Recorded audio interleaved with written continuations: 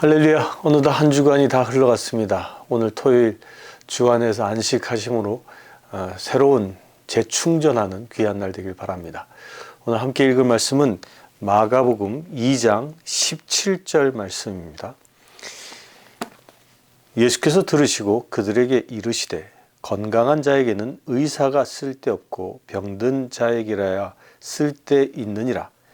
나는 의인을 부르러 온 것이 아니요 죄인을 부르러 왔노라 하시니라. 아멘.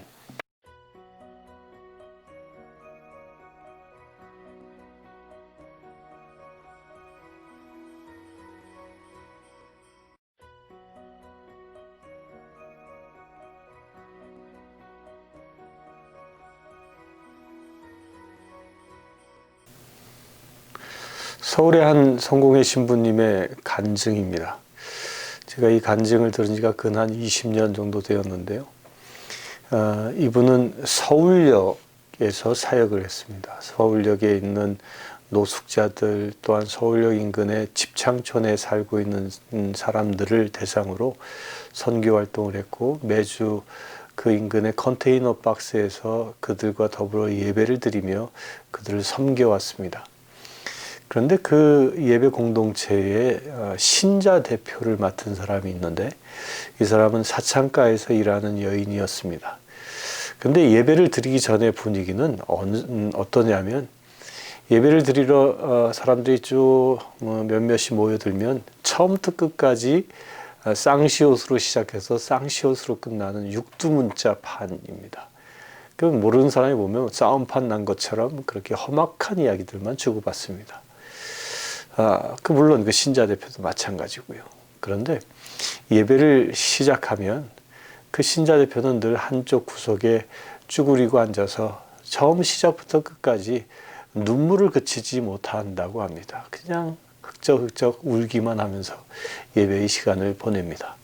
그렇게 예배가 끝난 이후에 이 신자 대표가 준비해 온 그 애찬을 그 한 10여 명이 둘러앉아서 함께 나누어 먹습니다. 또 이렇게 나누어 먹는 그 자리도 또 육두문자로 시작해서 육두문자로 끝납니다. 이 신자 대표는 비록 사창가에서 일을 하는 사람이었지만 그렇게 지극정성으로 자신의 것을 내놓아 교회 공동체를 섬기는 사역을 오랜 동안 해왔다고 합니다.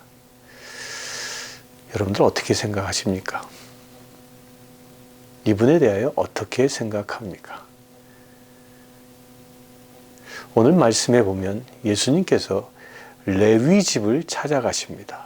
레위의 직업은 세리였습니다. 당시 예수님 시대 때에는 세리라고 하면 창녀와 거의 버금가는 죄인이었습니다.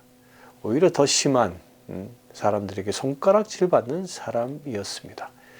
그 레위 집에 들어가 레위와 더불어 함께 식사를 하고 있을 때에 그 예수님을 지켜보았던 바리새인들이 막 비난합니다. 그때 예수님께서 대답하신 이야기가 방금 읽어드린 말씀입니다.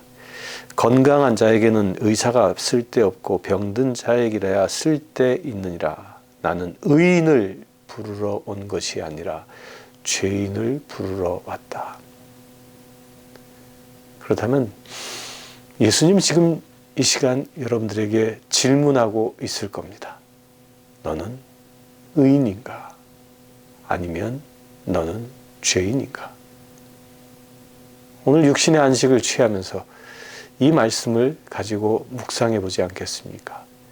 내가 지금 주님 앞에 선다면 나는 죄인일까? 아니면 의인이라고 주님이 분별하실까?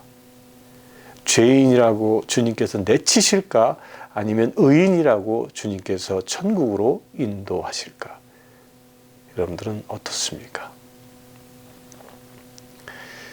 예수님을 온전히 아는 자는 언제 어느 때든 나는 죄인이다라고 밖에 고백할 수 없습니다. 그렇게 고백하는 것이 오히려 주님의 나라에 들어갈 수 있는 길이기 때문입니다. 우리가 이 세상을 살아가는 동안은 내가 아무리 거듭나고 아무리 의로운 자처럼 산다 할지라도 우리 안에 있는 이 죄의 본성은 마치 쪄들은 장아찌처럼 변하지 않습니다. 어느 순간 은혜 받아서 의로운 사람처럼 되어졌는가 하면 또 어느 순간 실족하여 죄인의 모습으로 전락하는 것이 우리이기 때문입니다. 우리 인간이기 때문입니다. 그래서 완전히 주의 나라에 들어가기 전까지는 늘 불완전한 상태로 살아가는 것이 우리입니다. 그래서 우리는 죄인이라고 고백할 수밖에 없는 것입니다. 사도 바울은 이렇게 고백합니다.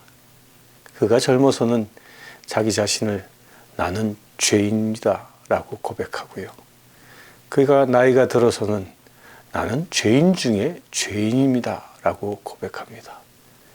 그리고 그가 순교를 앞둔 시점에는 나는 죄인 중에 괴수입니다 라고 고백합니다.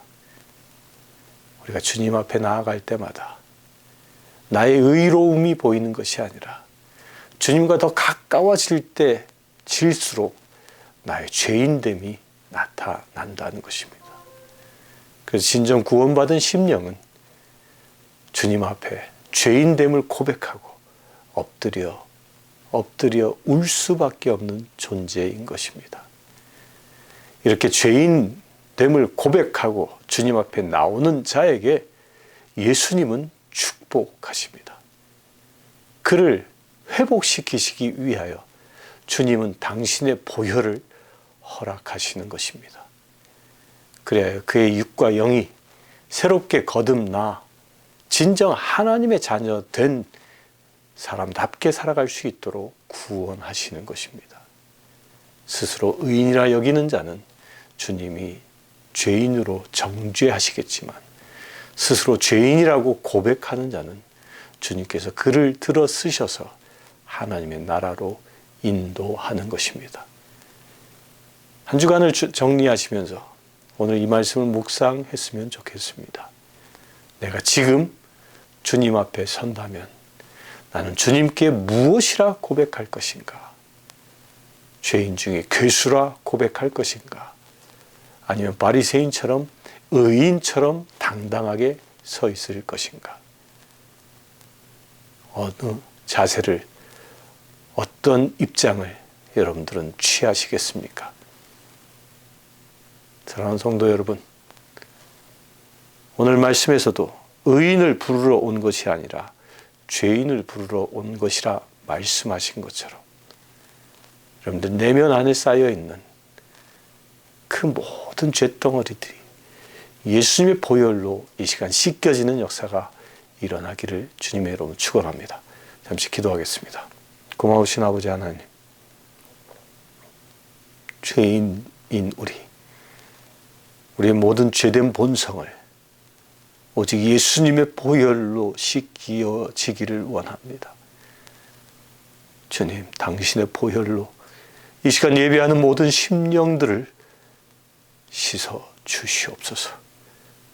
온전히 주 안에서 거룩함을 회복하는 믿음의 지체들 되게 하여 주시옵소서. 우리 주 예수 그리스도의 이름으로 기도드리옵나이다. 아멘. 지금 우리 주 예수 그리스도의 은혜와 하나님의 크신 사랑과 성령님의 감화 감동 교통 치유하심이 이 시간 예배하는 주의 사랑하는 모든 지체들 위해 함께 하실지어다. 아멘.